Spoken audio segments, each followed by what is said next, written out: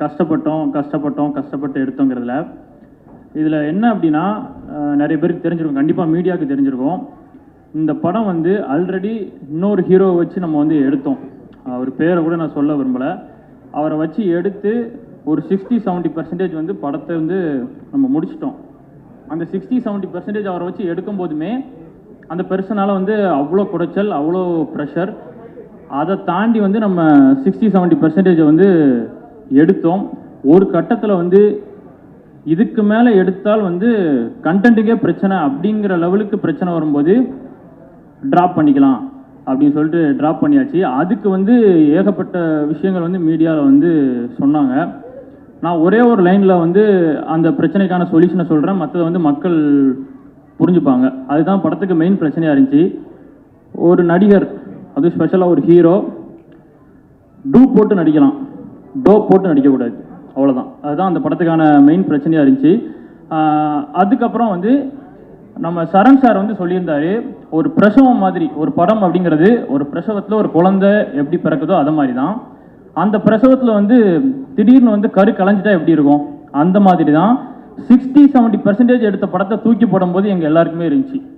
அந்த டைமில் அந்த ப்ரொடியூசர் வந்து அவ்வளோ டவுன் ஆகிட்டார், டைரக்டர் டவுன், ஒட்டுமொத்த பேருமே டவுன். அதை தாண்டி வர்றது அப்படிங்கிறது வந்து சாதாரண விஷயம் இல்லை. ஏன்னா நம்ம வந்து ஒரு நேம்டு டைரக்டரோ ஒரு நேம்டு ப்ரொடியூசரோ கிடையாது. அப்போ அந்த டைமில் வந்து இந்த டைம்லையும் எங்கள் கூட ஓடாமல் கூட நின்னது வந்து எங்கள் பீமாஸ் கிரிக்கெட் கிளப் டீம் தான். அந்த கிரிக்கெட் கிளப் டீம் தான் D3லேருந்து இப்போ வரைக்கும் வந்து எங்கள் கூட நிற்கிறாங்க. அவங்களுக்கு வந்து நாங்கள் சம்பளம் அப்படிங்கிறதெல்லாம் அவங்க இப்போ வரைக்கும் எதிர்பார்க்கல. படம் வந்து ரிலீஸ் ஆகட்டும், அதுலேருந்து வரதை வந்து நாங்கள் பண்ணுறோம் அப்படின்னு சொல்லிட்டு ஒரு ஃபெயிலியர் டைம்லையும் ஒரு சக்ஸஸ் பார்த்து அதுக்கப்புறம் ஒரு ஃபெயிலியர் வரும்போது கூட நிற்பாங்க. இப்போ வரைக்கும் சக்ஸஸே பார்க்காத எங்கள் கூட வந்து எதுவுமே எதிர்பார்க்காம வந்து உழைச்சிட்டு இருக்கிறாங்க பீமாஸ் கிரிக்கெட் கிளப்.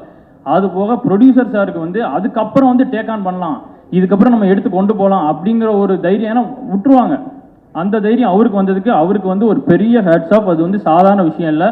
தென் டைரக்டர் அவருமே வந்து உடஞ்சி ஸ்டண்ட் ஆயிடுவாங்க. ஒரு 60-70% எடுத்தாச்சு, ஸ்னிப்பட் கூட வந்து நம்ம ரிலீஸ் பண்ணியிருப்போம், நீங்கள் யூடியூப்பில் பாருங்கள் இருக்கும். அவரும் அதுலேருந்து ஓவர் கம் பண்ணுறது அப்படிங்கிறது வந்து சாதாரண விஷயம் இல்லை. இதெல்லாம் தாண்டி வந்து பண்ணோம். இன்னொரு விஷயம் என்னென்னா, எங்களுக்கு அதுக்கப்புறம் என்ன ஆகி போச்சு அப்படின்னா, அந்த பட்ஜெட்டும் இதில் தான் ஆட் ஆகும். ஒரு படம் ட்ராப் ஆனாலும் அந்த பட்ஜெட் இதில் தான் ஆட் ஆகணும், இதில் தான் நாங்கள் வந்து எடுத்தாகணும். அப்போ என்ன நாங்கள் பண்ணோம் அப்படின்னா, எங்களை நாங்கள் வருத்திக்கிட்டோம்.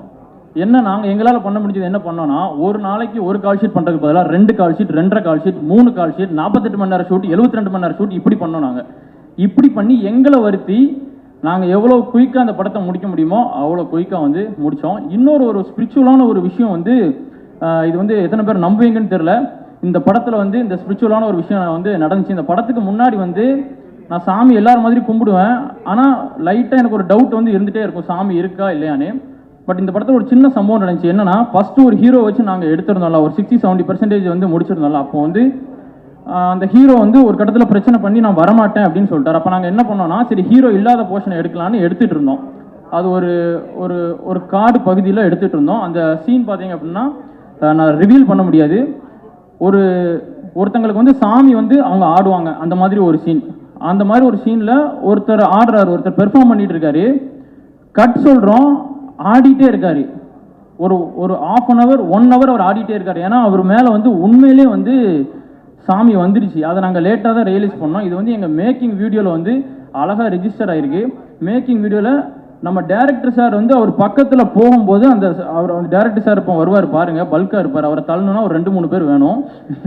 ஒரு கைட்டு இப்படி லைட்டாக அந்த சாமி தள்ளினதில் அவர் கிட்டத்தட்ட ஒரு 3 அடி தள்ளி போய் நம்ம டேரக்டர் சார் விழுந்துட்டார். எங்கள் எல்லாருக்கும் ஷாக். எங்கள் அம்மாவும் ஷூட் பார்க்க வந்திருந்தாங்க. ஒட்டுமொத்த பேரும் ஸ்டண்ட், என்ன நடக்கு என்ன ஒன்றுமே புரியல. அப்போ முடிஞ்சிருச்சு. அதுக்கப்புறம் எங்களால் என்னன்னு தெரியல, ஷூட் வந்து எடுக்க முடியல. அதுக்கப்புறம் அந்த ஹீரோ வேண்டான்னு முடிவு பண்ணிட்டோம்.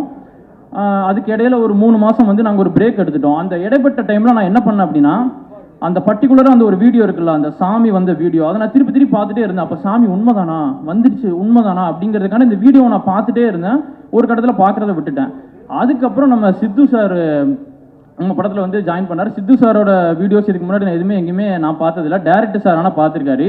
சித்து சார்கிட்ட வந்து நான் ஃபர்ஸ்ட் டைம் பேசும்போது அவர் வாய்ஸ் எனக்கு எங்கேயோ கேட்ட மாதிரி இருந்துச்சு. இந்த வாய்ஸ் எங்கேயோ கேட்டிருக்கோம், எங்கேயோ ரொம்ப கேட்ட மாதிரி இருக்குது எனக்கு.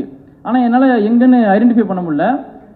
அப்போ சித்து சார் வச்சு ஒரு ஷெடியூல் முடிச்சாச்சு. ஷெடியூல் முடிச்சதுக்கப்புறம் நான் எப்போதும் அப்பப்போ அந்த வீடியோ சிஸ்டமில் எடுத்து பார்ப்பல, அந்த சாமி வந்த வீடியோ, அதை நான் போட்டு பார்க்குறேன். அந்த வீடியோவோட எண்டில் சித்து சாரோட வாய்ஸ் வந்து இருக்குது. நான் அந்த வீடியோவை திருப்பி திருப்பி போட்டு கேட்டதுனால அந்த வாய்ஸ் வந்து எனக்கு ரிஜிஸ்டர் ஆகிருக்கு. என்னன்னா, அந்த மேக்கிங் வீடியோ எடுத்தோன்னு, அந்த கடைசி ஒரு மேக்கிங் வீடியோ எடுத்தோன்னு சொன்னல, அந்த ஹீரோ வச்சு எடுத்த கடைசி மேக்கிங் வீடியோவில் அந்த சித்து சாரோட வாய்ஸ் இருக்கிற ஒரு இன்டர்வியூவை யாரோ ஷூட்டிங் ஸ்பாட்டில் வந்து பக்கத்தில் இருந்த பையன் வந்து, ஒரு நிமிஷம், ஷூட்டிங் ஸ்பாட்டில் பக்கத்தில் இருந்த யாரோ ஒரு பையன் அந்த வீடியோவை வந்து ப்ளே பண்ணியிருக்கான். அது வந்து அதில் ரெக்கார்ட் ஆகிருக்கு. அதனால் அவரோட வாய்ஸில் வந்து ஒரு 20 செகண்ட் வந்து அந்த மேக்கிங் வீடியோவில் லாஸ்ட் பார்ட்டில் ஜாயின் ஆகிருக்கு. I was stunt. அது அவரோட வாய்ஸ்ன்னு தெரிஞ்சதுக்கப்புறம். ஏன்னா அந்த ஃபஸ்ட்டு ஒரு ஹீரோ வச்சு எடுத்ததில் கடைசி ஷாட் அந்த ஷாட் தான். அந்த ஷாட்டில் கடைசியாக வந்த வாய்ஸ் நம்ம சித்து சாரோட வாய்ஸு. அதே சித்து சார் தான் இந்த படத்துக்கு ஹீரோ. அதுக்கப்புறம் நாங்கள் வைக்கிற ஷாட்டில் இருக்கிறது சித்து சார். ஐ வாஸ் ஸ்டன்ட் சீரியஸாக. யாருக்கெல்லாம் கடவுள் நம்பிக்கை இல்லையோ, கடவுள் இருக்கார், கண்டிப்பாக இருக்காரு. நான் இது ஏன்னா ஒரு விஷயத்தை அவர் சொல்லுதாரு, அந்த படத்தோட கடைசி ஷாட்டில் அவர் சொல்லுதார், இந்த படத்துக்கு ஹீரோவாக வரப்போறவர் இவர் தான் அப்படிங்கிற ஒரு இது வருது. அது எங்களுக்கு புரியலை. லேட்டராக தான் நான் சொன்னேன். எல்லாருமே வந்து அதுக்கப்புறம் ஏதாச்சும் அதுக்கப்புறம் இந்த விஷயம் தெரிஞ்சதுக்கப்புறம் நாங்கள் நிறைய குலதெய்வம் கோயில் அந்த மாதிரிலாம் போய் சாமி கும்பிட்டு அந்த மாதிரி எது பண்ணாலும், இப்போ இந்த டீசர் கூட 2 நாளைக்கு முன்னாடி நான் குலதெய்வம் கோயிலுக்கு போயிட்டு தான் வந்தேன். அண்ணனால் வர முடியல, நான் போயிட்டு தான் வந்தேன். அந்த மாதிரி ஒரு ஸ்பிரிச்சுவலாக தான் போயிட்டு இருக்கு. எவ்வளோ டஃப் வந்தாலும் ஸ்பிரிச்சுவலாக போய் கரெக்டானதை எடுத்துகிட்டு இருக்கிறோம். இன்னொரு விஷயம் நான் வந்து சொல்லிக்கிறேன். இப்போ நாங்கள் என்னதான் வந்து எவ்வளோ பட்ஜெட் போட்டு எடுத்தாலும் இன்னைக்கு சினிமா அப்படி தான் இருக்குது. ஒரு பெரிய ஹீரோ இருந்தால் தான் ஓப்பனிங் வரும். கண்டென்ட்டுக்கு ஓப்பனிங் அப்படிங்கிறது வராது. ஓப்பனிங் நான் சொல்றது நல்லா புரிஞ்சுக்கணும். ஓப்பனிங் அப்படிங்கிறது வராது. அந்த படம் நல்லா இருக்குன்னு வேர்ட் ஆஃப் மவுத்தில் கேட்டு தான் வந்து வரும். ஸோ நாங்கள் பெரிய பொருட்செலவில் தான் எடுக்கிறோம். பட் நாங்கள் கண்டென்ட்டை வந்து நம்பி எடுக்கிறோம். அப்படிங்கும்போது இந்த தேட்டர் ஓனர்ஸ்லாம் சேர்ந்து ஒரு விஷயம் வந்து நீங்கள் பண்ணலாம். நீங்கள் இப்போ என்னன்னா, ரீரிலீஸ் படத்துக்கெல்லாம் 50 ரூபாய்க்கு டிக்கெட் கொடுக்குறீங்க, 100 ரூபாய்க்கு டிக்கெட் கொடுக்குறீங்க. அதே மாதிரி இப்போ என்ன நாங்கள் ஒரு 300 தேட்டரில் ரிலீஸ் பண்ணுறோன்னு வைங்களேன். 300 தேட்டரில் நாங்கள் நல்ல ப்ரொமோஷன் பிகைண்ட் ரூட்ஸ்லேருந்து எல்லா இடத்துக்கும் போய் நாங்கள் பண்ணுறோன்னு வைங்க. பெரிய பெரிய யூடியூப் சேனல்லாம் போய் பண்ணுறோன்னு வைங்க. எல்லா இடத்துக்கு போய் பண்ணாலும் நான் வந்து ரியாலிட்டி பேசுகிறேன். ஒவ்வொரு ஃபஸ்ட்டு ஷோவில் 50 to 100 மெம்பர்ஸ் வந்து ஒவ்வொரு ஸ்க்ரீன்லேயும் வரதே வந்து டஃப் தான். அது உங்கள் எல்லாருக்குமே வந்து தெரியும். தேட்டரில் இருக்க மீதி 400 சீட் வந்து சும்மா தான் இருக்கும். ஸோ நீங்கள் என்னன்னா, தேட்டர் ஓனர்ஸ் வந்து என்ன பண்ணணும் அப்படின்னா, நான் ஒரு ரிக்வெஸ்ட்டாக தான் வைக்கிறேன். அந்த ஃபஸ்ட்டு ஷோ மட்டும், அன்னைக்கு ஃபுல்லாக கூட வேண்டாம், அந்த ஃபஸ்ட்டு ஷோ மட்டும் டிக்கெட் ப்ரைஸை வந்து இந்த மாதிரி கண்டென்ட்டோட ஜெயிக்கணும் அப்படின்னு சொல்லிட்டு வரவங்களுக்கு அது நீங்கள் ஃபில்டர் பண்ணுங்கள். அதுக்கு நீங்கள் ஒரு ஆட்களை வச்சு இந்த படத்துக்கு கொடுக்கலான்னு ஃபில்டர் பண்ணுங்கள். அதுலேயும் ஊழல் பண்ணால் அதுக்கு நான் ஒன்றும் பண்ண முடியாது. அது கரெக்டான ஆளை நீங்கள் வைக்கணும். ஃபில்டர் பண்ணி நீங்கள் இப்போ 50 ரூபா அந்த டிக்கெட் போட்டிங்கன்னா என்ன ஒரு பெரிய ப்ளஸ் கிடைக்கும் அப்படின்னா, 500 சீட் இருக்குது. இப்போ 50 பேர் வர இடத்துல கண்டிப்பாக 200 பேர் வருவான். 50 ரூபா தானேன்னு சொல்லிட்டு வருவான். இந்த படத்துக்கு எது வந்து பெரிய மூலதனமாக இருக்குன்னா, word of mouth. Word of மவுத்துக்கு மவுத் வேணும்லாங்க. 50 பேர் வச்சு எப்படி பண்ண முடியும்? அப்போ 50 வேர்ட் ஆஃப் மவுத் இருக்க இடத்துல 200 பேர் இருந்தால் அந்த வேர்ட் ஆஃப் மவுத்துங்கிறது இன்க்ரீஸ் ஆகும்ல. ஸோ அந்த படம் நல்லா இருந்துச்சு அப்படின்னா ஆட்டோமேட்டிக்காக வந்து ஆடியன்ஸ் வந்து வர ஆரம்பிப்பாங்க. இது அட்லீஸ்ட் ஒரு ஃபஸ்ட்டு ஷோ பண்ண முடியலனாலும் ஃபஸ்ட்டு 100 டிக்கெட்டுக்காச்சும் நீங்கள் டிக்கெட்டிங் ப்ரைஸை வந்து ஒரு 50 இல்லை ஒரு 75 ரூபீஸ் அந்த மாதிரி நீங்கள் வச்சிங்க அப்படின்னா, எங்களை மாதிரி இது வந்து சின்ன பட்ஜெட்டில் இந்த படத்துக்கும் ஒரு பெரிய பொருட்செலவு அப்படிங்கிறது வந்து நாங்கள் பண்ணியிருக்கிறோம். எங்களுக்கு வந்து சப்போர்ட்டாக இருக்கும். அந்த வேர்ட் ஆஃப் மவுத்துக்கு வந்து ஆட்கள் வர்றதுக்கு வந்து சப்போர்ட்டாக இருக்கும். இதை வந்து தேட்டர் ஓனர்ஸ் வந்து கொஞ்சம் யோசிங்க. தென் வந்து ஃபைனலாக இன்னைக்கு வந்து ஒரு காலகட்டத்தில் வந்து ரஜினி சார், கமல் சார்னு போட்டி இருந்துச்சு. அதுக்கு முன்னாடி வந்து சிவாஜி சார், எம்ஜிஆர் சார்னு போட்டி இருந்துச்சு. அதுக்கப்புறம் விஜய் சார், அஜித் சார்னு போட்டி இருந்துச்சு. இன்னைக்கு வந்து 2 பேருக்கு தான் போட்டி. 2 பேருக்கு தான் போட்டி. அந்த 2 பேர் யாருன்னா, ஹீரோவை கண்டென்ட்டாக நம்பி எடுக்கிற குரூப் அவங்களுக்கும், கண்டென்ட்டை ஹீரோவாக நம்பி எடுக்கிறவங்களுக்கும். ஓகே, நான் என்னோட டீமை வந்து அங்கே கூப்பிடணும்னு ஆசைப்படுறேன். ஏன்னா ஹார்ட் ஒர்க்னு எல்லாரும் சொல்கிறாங்க. அந்த ஹார்ட் ஒர்க்கை நான் நேரில் பார்த்தவன். அவங்கள அட்லீஸ்ட் இதில் காட்டவா செய்யணும். பூபதி, ஒரு நிமிஷம். பூபதி, காதர்பாய், சக்தி,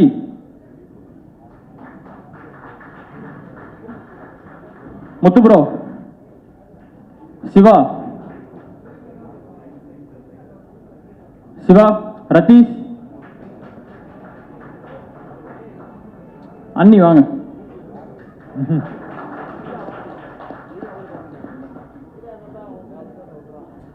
இன்னொரு ஆளை பற்றி நான் சொல்லியே ஆகணும். அதாவது மகாபாரதம் தெரிஞ்சிருக்கும் நிறைய பேருக்கு. அர்ஜுனர் டவுனாக இருந்தபோது அவருக்கு வந்து பெரிய தூணாக இருந்தவர் யார்? கிருஷ்ணர். அந்த மாதிரி வந்து என் அண்ணன் டவுனாக இருந்தபோது ஒரு கிருஷ்ணராக இருந்து இன்னைக்கு வந்து, ஏன்னா பணக்காசு யாருனாலும் கொடுக்கலாங்க, அந்த பாசிட்டிவ் வேர்ட்ஸ் எதுவும் எதிர்பார்க்காம கூட நிற்கிற ஆள் அப்படிங்கிறவங்க வந்து ரொம்ப கம்மியான பேர். அந்த மாதிரி இந்த படம் திருப்பி உயிர்ப்பித்து எழுதுறதுக்கு வந்து மெயின் ரீசனாக இருந்தவர் வந்து கோபால் சார். சார் நீங்களும் வாங்க. கோபால் சார்,